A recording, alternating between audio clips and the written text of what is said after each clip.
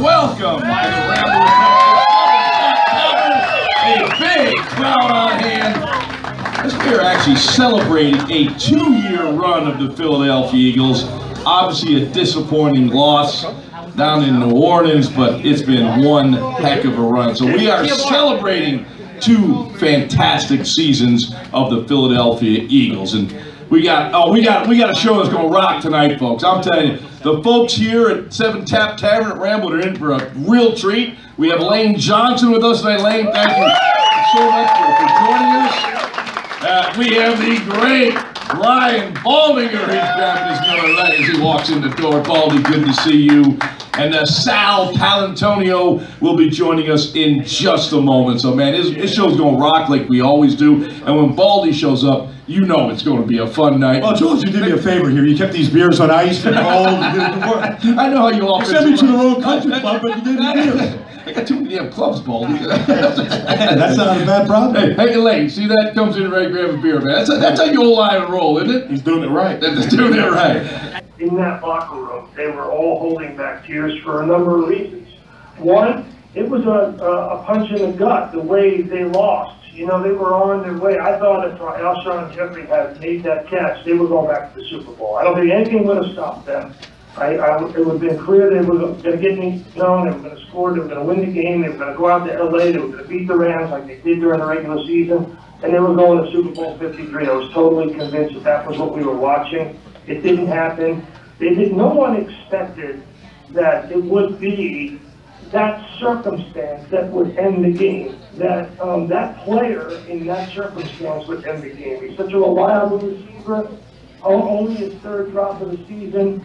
So, you know, it was an end of a ride, and all these guys made history together. You know, they walked together hand in hand and made history for Philadelphia and for themselves, and so it was a tough loss for that team. Were you surprised to see the head coach there greeting every player? You know, hey, I've been around the game a long time, and I see a lot of coaches, a tough loss like that, they're heading to the coach's room and staying away from the players. They'll say a couple things as a group, but I thought it was a class act by Doug and the coaches to greet the players and not only give them a high five, but a handshake and a hug, saying, hey, we didn't win it, but I'm proud of you guys. So that goes a long way. Yeah, I mean, I wasn't surprised at all, just because, you know, we're how we started this season, and I just saw a team that was resilient through lots of injuries, you know, bad play early on, and some tough losses, and just how this team handled itself and how it kept going, and how we were counted out so many times, got in the playoffs, and, you know, just made some noise. You know, obviously I wish we were still playing, but you know, at the end of the day, it was a great season for us. You know, you probably haven't had a chance to look at the tape, because I know when the game was over, you're on the next year already. But I had a chance to look at the tape on Monday morning. And Baldy, I know you did too, so you can chime in. And Sal, your feelings are always very important. But I look at the tape, and as much as I'm throwing these bouquets out, everything was great. After looking at the tape, I said, damn, they were there for the taking, you know? Hey, it's been a glorious run. We applaud that. But after I looked at it, I said, golly, man, there were a lot of opportunities to put that team away. So, you know, I think probably Lane just settle back and you go, yeah, we may have let this one slip away a little bit. Yeah, if some bucks with Katie's nuts, we'll all have a Merry Christmas at the end of the year. No, I mean, that's the way it is. I feel like our offense became stagnant for the majority of the game. So, like I said, we had plenty of chances to win, to you know, not make it as close as it was, and you know, it's how it is. You know, it's how football is. It's why it's such a great game. You don't get everything you want at the end of the day sometimes, but you know, it's all about the process and the people that are in it with you. You know, you lost Brandon Brooks during that game, and you know, you and him have been a mainstay on that right side of the line for a couple seasons now, dominating. Did that have much of an impact on the game when he went out? I know Wiz steps in, does a good job, but here's a guy you guys are seeing the field through the same eyes. You know, you're not even calling how you're going to block a guy. You just react to it. So that was it a change up for you when he had to come in? It was a change up, and it was just he's such a good friend of mine that having that injury going down, somebody that I'm with every day, that was just something I was thinking about constantly throughout the game. But Wiz came in and did what he always does. He always handles the situation well. He's a smart football player, and he played really well. And there was times where we couldn't answer the bell, but we didn't. But still, when you look at it at the end of the day, we gave them a good fight, and that's something to be proud of. Super Bowl champions, and You're pretty much written off for dead. You're done. Eagles are done. What a rally. What in your mind really motivated the team to get it going? Well, it comes to the point where you say enough. You get tired of hearing all this and all that, and everybody has answers for you, and just it comes a time where hey, you can put your foot down and we're tired of this, and that's kind of what we did.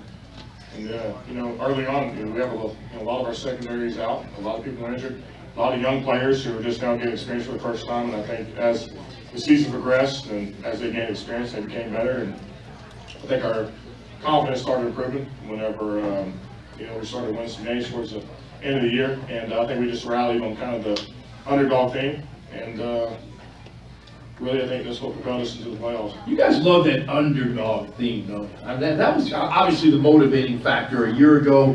But once you guys got down, that was kind of your rallying cry once again, wasn't it? Yes, that just disrespect to. I mean, even with the Super Bowl, we weren't supposed to do this, weren't supposed to do that. It's not meant to be. It just, says who.